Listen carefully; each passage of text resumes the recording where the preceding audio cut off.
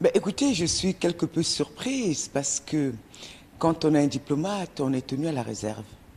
C'est la première leçon qu'on reçoit quand on veut devenir diplomate. Et les conversations privées avec un chef d'État qui vous reçoit en audience ne doivent pas faire l'objet de commentaires et encore moins d'un communiqué de presse. Il y a ce qu'on appelle la réserve des diplomates. Et là, je pense qu'on est en rupture de réserve. On est dans l'irrespect absolu des conventions internationales, en fait. Et on est dans quelque chose de hors norme où un ambassadeur qui a été gentiment reçu par le chef de l'État camerounais se permet de lui faire la leçon. Je trouve ça dommageable pour l'humanité, dommageable pour le respect entre les peuples et les civilisations, dommageable pour les relations entre l'Afrique, je dis bien l'Afrique, et les États-Unis, parce que c'est un comportement que nous avons remarqué des Américains, qui est un comportement récurrent, celui du mépris des autres peuples, des autres civilisations, de la décision des peuples même de pouvoir mener leur vie comme ils l'entendent. J'ai cru entendre, par exemple, qu'il parlait des sécessionnistes. Les États-Unis ne connaissent ce que c'est. C'est un pays qui a connu une très longue guerre de sécession.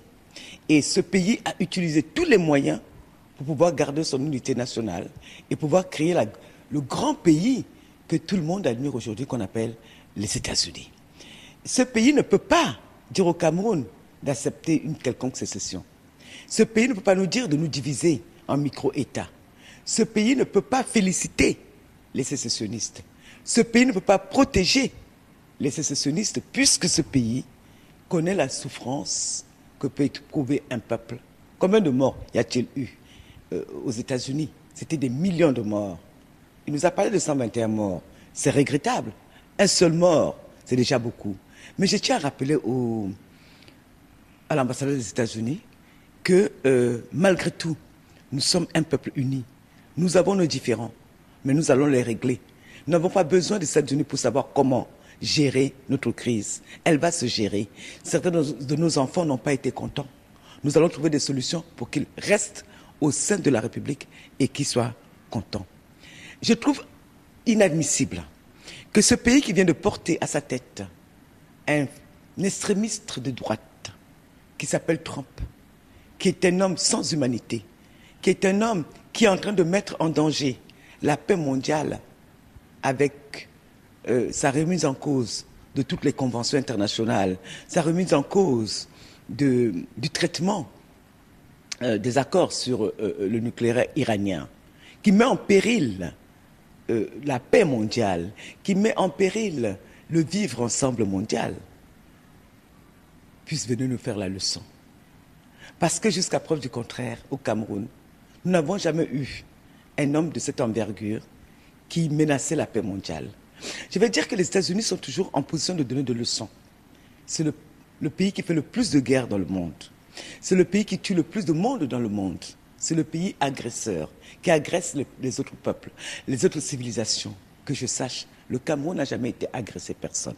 Le Cameroun est un pays de paix. Même nos voisins, on ne les a jamais agressés. Tout ce que nous avons toujours fait, et je m'implique dedans, c'est défendre notre personne et notre intégrité territoriale quand on se sent agressé, comme par exemple par Boko Haram.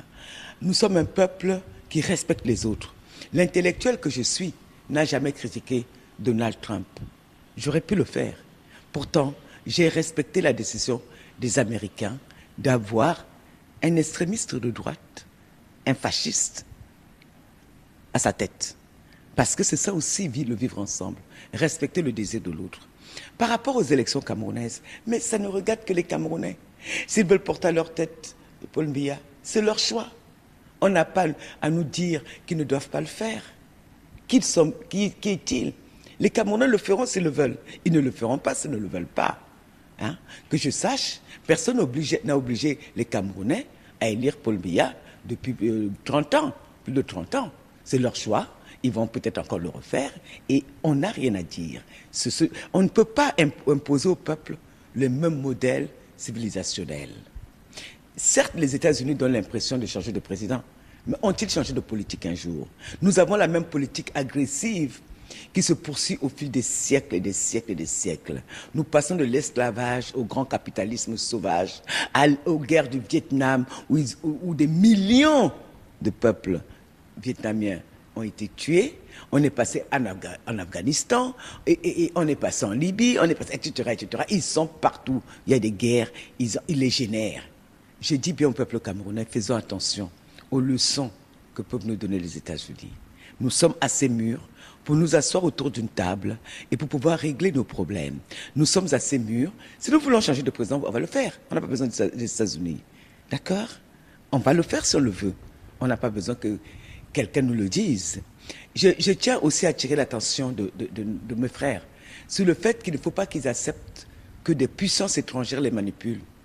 On a vu ce que ça a donné en Libye, ce beau pays qui était magnifique.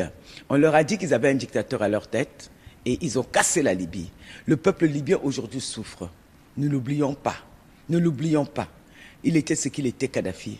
Mais il était un instrument de réussite pour ce peuple-là. Il était un instrument de développement pour le peuple libyen. On les a détruits. Et nous, au Cameroun, nous allons tirer des leçons de tout ça. Nous n'écouterons pas ces sirènes-là. On ne veut pas les écouter. Et je tiens à signaler à l'ambassadeur américain que le peuple camerounais n'acceptera jamais un pantin qu'ils vont nous imposer. Parce que c'est ça leur technique. Ils ont certainement déjà quelqu'un à nous fourguer, un homme lige, un homme qui va faire tout ce qu'ils voudront, un homme qui va brader nos terres, qui va brader nos sous-sols. J'étais la première à le dire.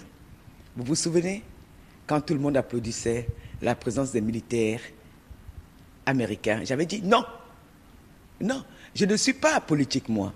Et ça, je tiens vraiment à le dire. Je suis un écrivain. Mais je tiens toujours à rappeler mon peuple de faire très attention à ces hommes venus d'ailleurs, pays esclavagistes, colonisateurs, impérialistes. Ils ne nous veulent pas du bien. Si les Américains nous voulaient du bien, il y aurait longtemps qu'on l'aurait su. D'accord? Ils veulent peut-être des hommes qui vont servir leurs intérêts et qui vont desservir l'intérêt du peuple camerounais. Moi, je ne vote pas. Hein. Je reste dans mon coin. J'attire juste l'attention de cet ambassadeur sur le fait que, vraiment, là, il doit nous présenter des excuses. Il nous a manqué de respect.